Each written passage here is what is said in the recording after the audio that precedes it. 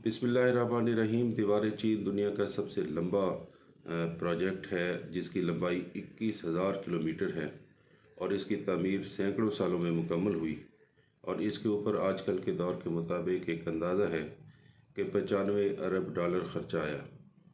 इस दीवार का बुनियादी मकसद खाना बदोश कबाइल के हमलों से रोकना था, और ख़ास तौर पर जिनमें मंगोल शामिल थे, और चीन को उनके हमलों से महफूज करना था।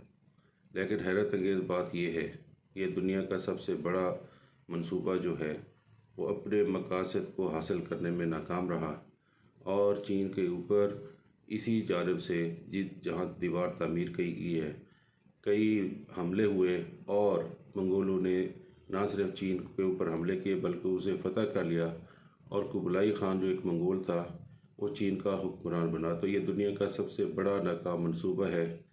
Thank you.